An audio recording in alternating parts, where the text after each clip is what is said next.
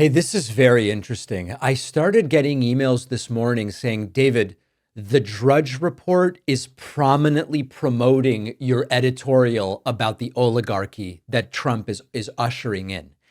And I know that the Drudge Report has changed over time. I don't even know if Matt Drudge is still involved in it. I know there's been there's been changes there. I have no idea where Drudge currently sits on the political spectrum, but I went to Drudge and I look, and indeed, third article down in the top left placement is a quote from me from my editorial over the weekend. And it says, quote, government of the wealthy, by the wealthy, and for the wealthy. And when you click through that link, it indeed goes to my weekend editorial, American Oligarchy is Officially Here, which talks about the tech bros in cahoots with Trump, X and Meta becoming overtly platforms of the right wing. So listen, I don't know what's going on over at Drudge Report. Historically, it is not an outlet that has been friendly to anything that I have to say. But I very much appreciate the insane amount of traffic that they've directed to us and to our Substack and the Substack Premium newsletter. It's actually nuts how much attention they've given us. I don't know if it's on purpose. I don't know if it's an accident or what. But the broader interesting thing about this is that we are very quickly seeing that Trump's populist rhetoric, no matter what people who have fallen for it say, Trump's populist rhetoric is empty and vapid.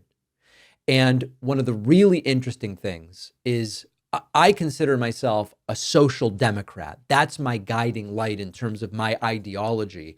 And social democracy is a set of policy ideas. As I've said before, populism is a rhetoric. It's a rhetoric about the middle class is getting screwed, but that's not a policy idea.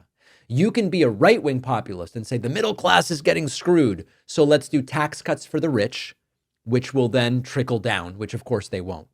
On the other hand, if you're a left-wing populist, you might say the middle class is getting screwed, so let's do demand-side stimulus. Let's not do tax cuts for the rich. Let's increase regulations to protect workers and strengthen unions. So the point that I've been making for so long is that when I say I'm a social democrat, that's not a rhetoric, that's a set of policy ideas. When people talk about economic populism, that is not a set of policy ideas, it is simply a rhetoric. And one of the things that can't be denied is that as people get sucked in by Trump's populist rhetoric, but then they see Elon Musk on stage with him, and they see Mark Zuckerberg, and Sundar Pichai, and Tim Cook, Tim Cook, and Bezos on stage with Trump. They go, I liked the rhetoric of the populism, but then I look over here and look at who's actually controlling Trump.